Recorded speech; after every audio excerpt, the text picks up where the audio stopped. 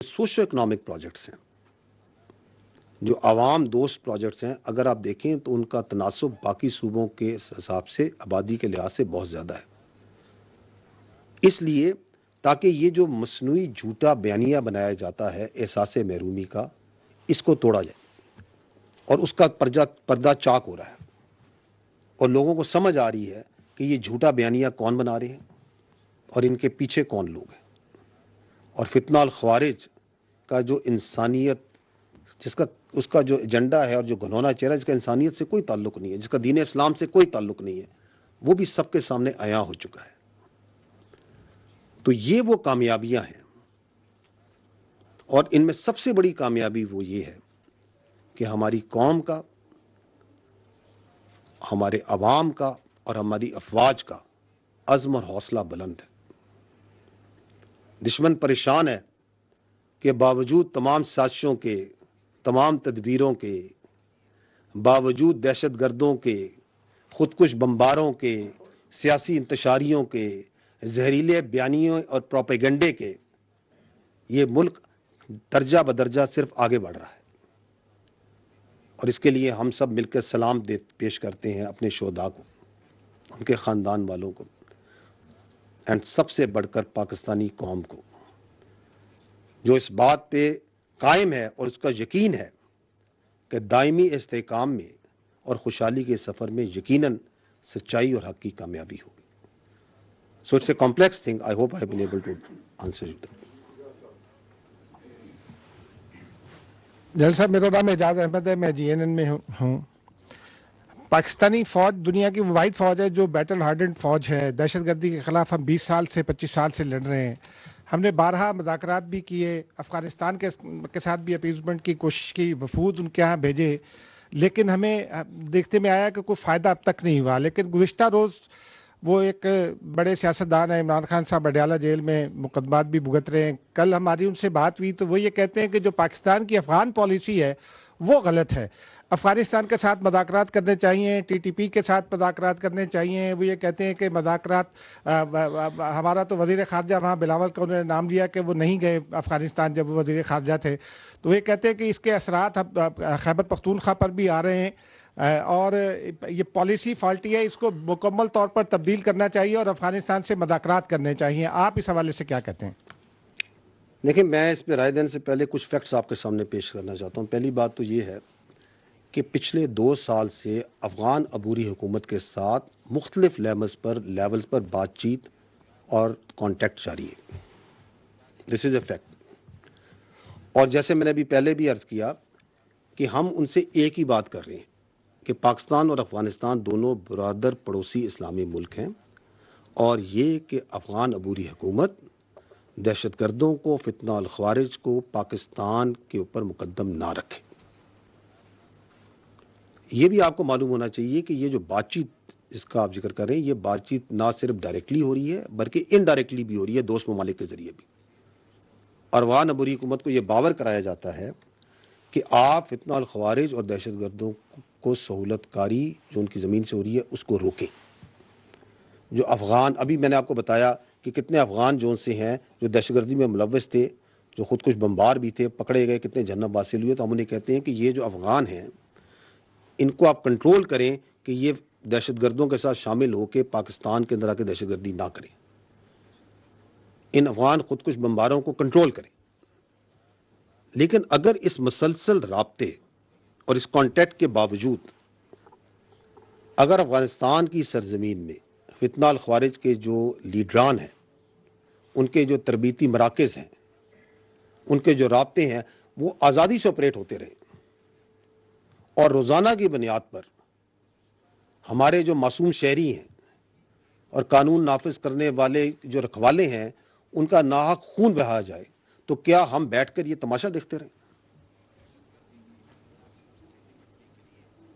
मैं आपसे ये जो आपने जिक्र किया अपना, तो ये जो दोगली सियासत का ये जो प्रचार करते हैं, मैं उनसे एक सादा सवाल करता हूँ कि आज से ठीक 6 दिन पहले 21 दिसंबर 2024 को जनूबी वज़ीरिस्तान में 16 FC के जवान فتنہ الخوارج سے جوانمردی سے لڑتے ہوئے شہید ہوئے.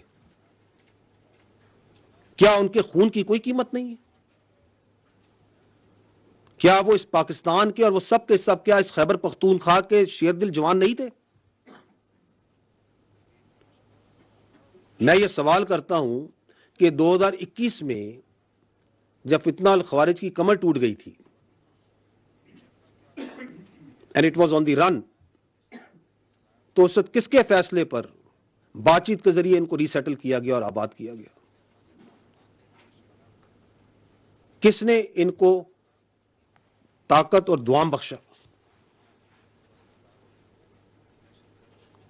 اور یہ جو فیصلے جن کا ہم سب اس وقت خمیازہ بھگت رہے ہیں، آپ سب کو معلوم ہونا چاہیے کہ آپ کے قانون نافذ کرنے والے رکھوالے اور آپ کے جوان روزانہ ان فیصلوں کی لکھائی اپنے خون سے دھو رہے ہیں. اور میں آپ سے یہ سوال بھی کرتا ہوں کہ اگر کوئی فریق اپنی گمراہ سوچ اور اپنی مرضی مسلط کرنے پہ تلا ہو تو اس سے کیا بات کریں؟ اگر اس طرح کے ہر مسئلے کا حل بات چیت میں ہوتا تو پھر دنیا کی تاریخ میں کوئی جنگ و جدل نہیں ہوتا، کوئی غزوات اور مہمات نہیں ہوتی. ہمیں یہ جاننا چاہیے کہ جو مسلمان ہے اور ہر غیرت مند محب وطن شہری، قربانی دینا اور جان دینا اس کا فخر ہوتا ہے. ہم اپنے ایمان پر، اپنے وطن پر اور اپنی آزادی پر کوئی سمجھوتا نہیں کریں گے. اور یہ جو آپ نے ذکر کیا، یہ جو تلخ حقیقت اور تجربہ جس سے ہم گزرے، اس سے گزرنے کے باوجود بھی اگر کوئی لیڈر اور سیاسی شخصیت یہ کہے تو ایسی شخصیت جو کہ اس صلاحیت سے آری ہو کہ وہ اپنی غلطی سے کوئی سمجھے اور جو یہ سمجھتا ہو کہ اسے ہر چیز کا مکمل علم ہے، تو ایسے رویوں کی قیمت پوری قوم اپنے خون سے چکاتی ہے اور ہم کر رہے ہیں. یہ جو سو کالڈ پالیسی تھی بات چیت کی اور ری سیٹلمنٹ کی، اس کا خمیازہ آپ اور ہم سب بھگت رہے ہیں. اور یہ جو اب تکرار کی جا رہی ہے، کم از کم یہ بات تو مکمل طور پہ یہ واضح کرتی ہے کہ 2021 میں بھی کس کی ضد تھی کہ ان سے بات چیت کر کے ان کو ری سیٹل کیا جائے. اور اس ضد کا جو قیمت ہے وہ پاکستان اور بالخصوص خیبر پختونخوا ادا کر رہا ہے. ضرورت تو اس امر کی ہے کہ ہم اس حساس، انتہائی اہم، جانوں سے جڑے ہوئے یہ جو مسئلہ ہے کاؤنٹر ٹیررزم کا، اس پہ پالیٹکس اور کنفیوژن اور بیانیے نہ بنائیں اور خیبر پختونخوا میں گڈ گورننس پہ توجہ دیں. میں نے آپ کو پہلے بھی کہا کہ یہ گورننس کے جو گیپس ہیں یہ ڈیلی ہم اپنی قربانیوں سے، اپنے شہداء کے خون سے پورا کر رہے ہیں. تو بجائے اس کے کہ اس پہ بیانیے بنائے جائیں، اس پہ سیاست کھیلی جائے، why not focus on good governance? Why not address those issues جن کی وجہ سے وہاں پہ احساس محرومی اور ٹیررزم کے لیے فیسیلیٹیشن ہو رہی ہے؟ کیونکہ وہ ہم نے نہیں کرنا، تو اس لیے اس پہ سیاست کی جائے. But I think time has come where we need to stand together and say no more politics on terrorism. Thank you.